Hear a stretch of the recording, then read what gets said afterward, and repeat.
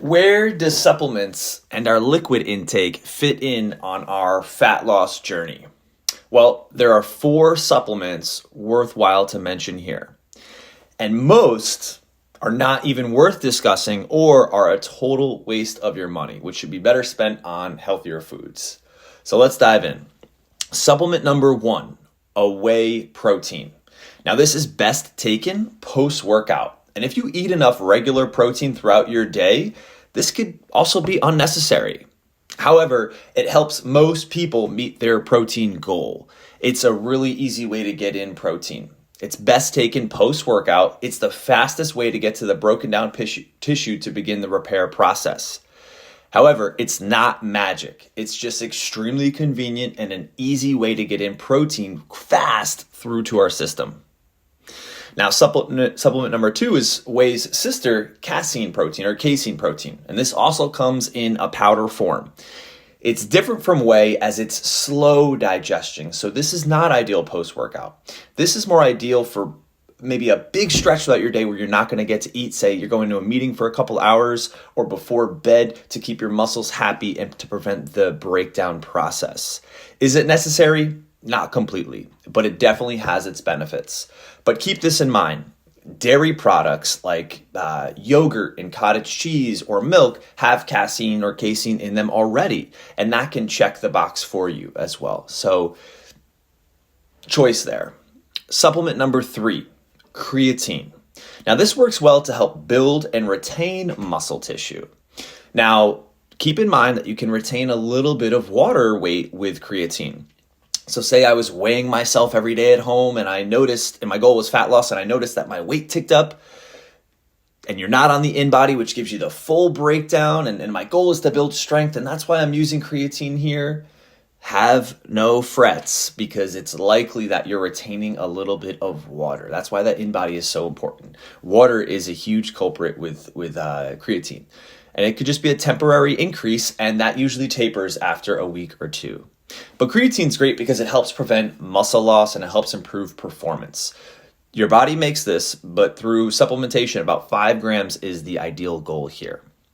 The last supplement, number 4, is stimulants. Some people rely on these like crazy.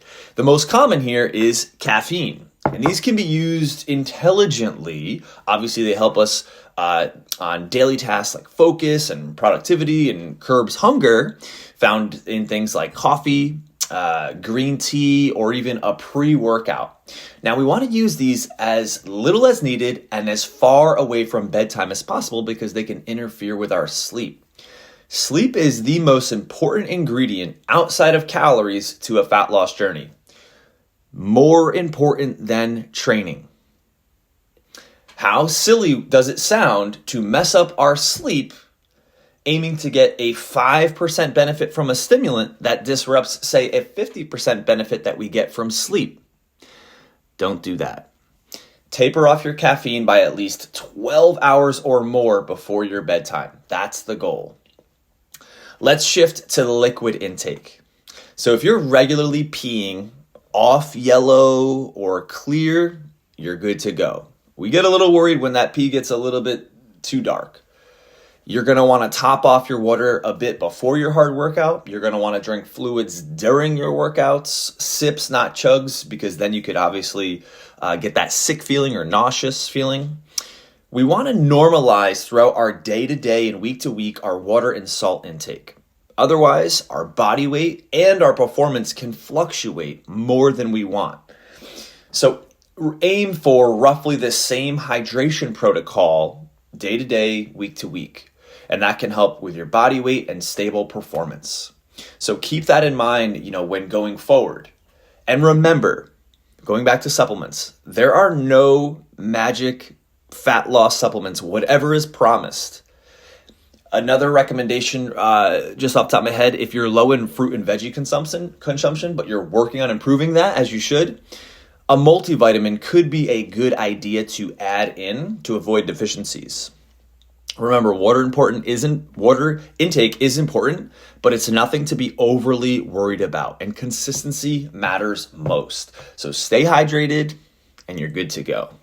Now, these first few videos here, are the basics. We need to master these and do these for a while. Before we move on to where we want to go next, where everyone wants to go is creating the deficit. And that's where we're going to go for fat loss is beginning to create the deficit that allows for fat loss. But we need the basics first. So stay tuned and we'll talk about that deficit.